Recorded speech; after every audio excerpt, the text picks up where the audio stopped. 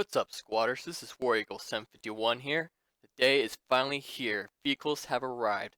It has been a long road for everyone on the development team, and especially you, the player. But finally, one of our long-awaited features is ready to roll out. Besides this, our programmers, production artists, mappers, testers, and support staff have all been hard at work producing other content that will certainly make version 7 one of our biggest and most ambitious patches yet. Version 7 is now available via Steam, and below is the full changelog. That's right, people. Squad version 7 is out, and it looks glorious.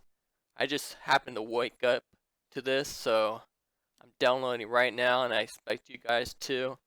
And lock and load, because vehicles have been added to the game, and so I want to clearly go through with this for you. So it says, please familiarize yourself with what you will encounter on the battlefield. So you got your transport, which is gonna for the passengers in the battlefield, and then you got your logistics, which is gonna be our larger vehicles purpose loaded to capacity with supplies in order to reload the construction and ammo points of a forward operating base. And then fire support is gonna be your vehicles typically have some kind of armament, heavy machine gun, or heavier. APCs and armed jeeps are grouped into this same category, and some vehicles can fulfill transport roles too. And in order to get into a vehicle, you must have what do we call a squad leader, or if you want to capture a vehicle, you must have your squad leader do that for you. And vehicles in squad are valued at a certain number of tickets, and if destroyed in the field, will incur a ticket loss in the same way when an infantryman gets incapacitated and killed. When destroyed, a new replacement vehicle will spawn after a certain amount of time, has elapsed that is different for each vehicle. So, starting map tickets have been increased across the board by about 150 to 200 tickets. This gives more room for a comeback and accommodate vehicle losses. Vehicles have a respawn timer from 3 to 6 minutes from the time that the vehicle is lost. Vehicles with weapons on them have a respawn timer of 6 minutes. Note that some vehicles on some maps have no respawns and are one-time use only. Losing a vehicle will result in a potentially heavy ticket loss, 4 to 30 tickets. Protect and repair your vehicles, gentlemen. If a vehicle flips over, it will catch on fire. To get it off the map, this will take a while, and your team will be without an exit for a while. Pay attention to where you drive. Now, I was just talking about this, the new system vehicle claiming. Overview, the squad vehicle claiming system in its first iteration will function primarily as a way to strengthen the role of the squad leader and eliminate the ability of players to go Rambo and take a vehicle without any responsibility for its usage. The system excuse me. The system is entirely passive but also considered an advanced system. Only squad leader will interact and be notified as to the claim states. Only a squad leader may claim a vehicle. The squad leader claims the vehicle by attempting to enter the vehicle or by approving a vehicle claim on his minimap made by members of his squad. He will get one of the several messages depending on the vehicle's current state condition. Only squad leaders may enter unclaimed vehicles. You are not and squad leader, nice try. You must have the squad leader roll to claim a vehicle. Go get a squad leader kit. Must have at least 3 members in your squad to claim vehicles. 3 members, 1 vehicle can be claimed by 6 members, 2 vehicles can be claimed by 8 members, 3 vehicles can be claimed. Must have at least 2 squad members nearby to claim a vehicle. Much like our FOB and rally point systems, you need to have your squad with you to claim a vehicle, except at the firing range. 2 additional members' vehicles can also be approved for claim by approved on the map by a squad leader. Unable to enter due to another squad's claim on this vehicle. This vehicle is already claimed. Please try a different vehicle or ready for a ride. Vehicle claimed. Great job. Your squad can now enter the vehicle and have a happy battle. In addition, a squad leader can claim a vehicle by approving a claim made by his squad members. If 3 squad members are near a claimed vehicle and the squad has claim slots available, they can request a claim by attempting the enter vehicle. They would be notified to radio their squad leaders for approval. Squad leaders can open their minimaps and approve the claim. So, I don't necessarily need to go through that. You probably pretty much got what I'm reading here. So, there's definitely a claim system here. Like, you have to have a squad leader and a certain amount of players to claim a vehicle. So, here's just a picture of how it works. Claim a vehicle, certain amount of members, squad leader, you claim it, boom, you got yourself a vehicle.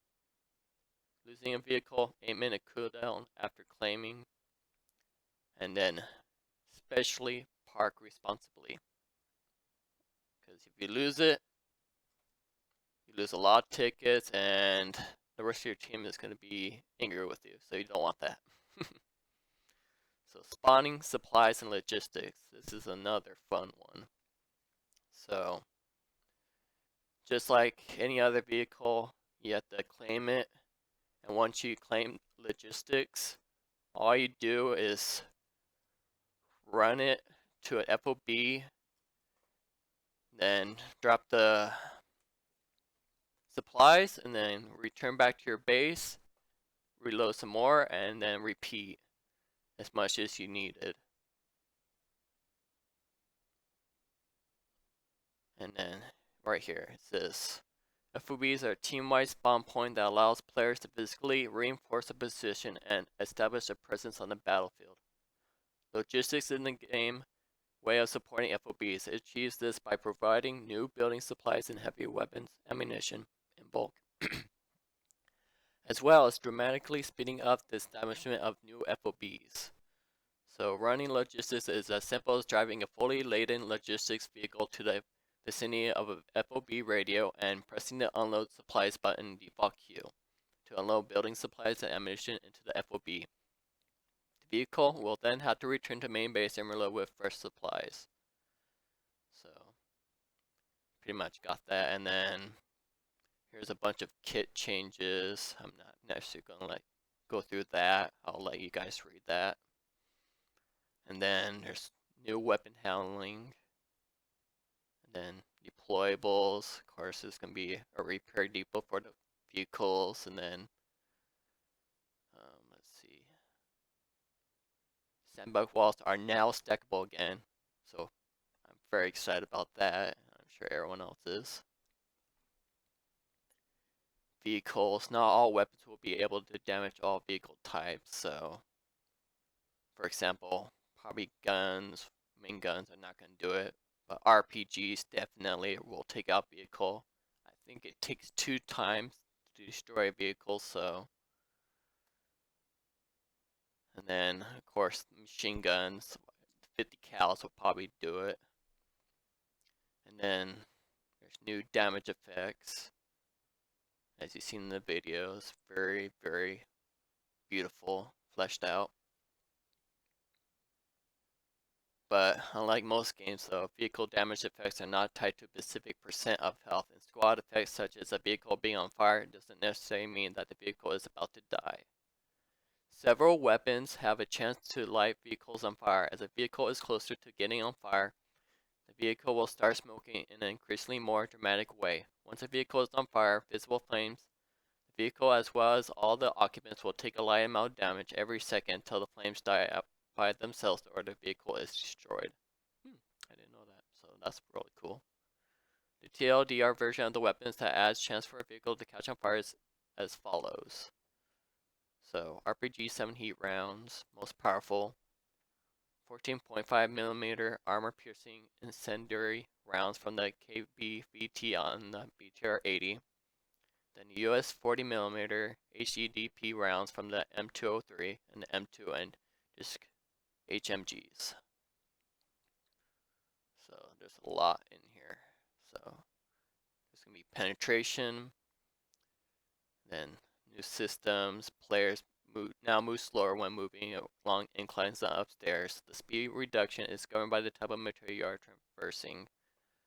Acceleration to a full sprint has been decreased by half. Oh wow. Addition of a walking animation while advancing Additional pro movement animation while moving around in pro. Oh, that's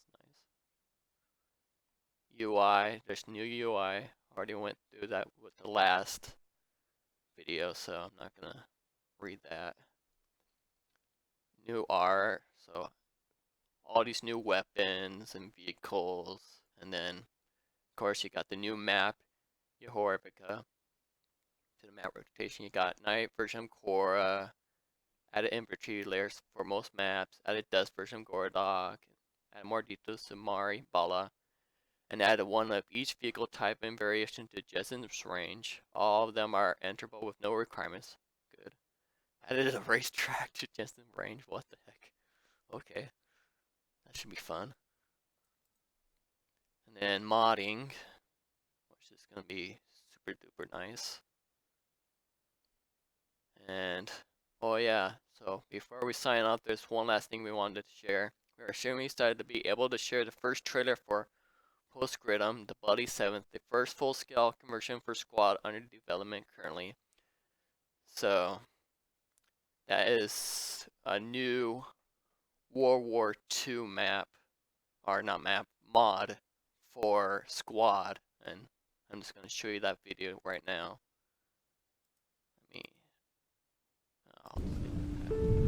My dear, it has been such a long time since I've had an opportunity to write to you, so I gladly avail myself of the present opportunity. I'm not certain that I will have a chance to send this, but I will write a few lines anyhow, and try and get it off to let you know that I am among the living. Looks like I'm having technical difficulties, so sorry about that, guys. You can check it out yourselves on the Squad forums. Just go to home and then updates, and it's all right here. So it's out, guys. Squad version 7 is out, and I am very excited, and I'm sure you guys are as well. We've been waiting for this for I don't know how long, probably since the beginning of Squad. I've been wanting vehicles, so we now have them. We're there, we can play with them, we can drive them. So this is War Eagle 751. Squad out and see you in the battlefield.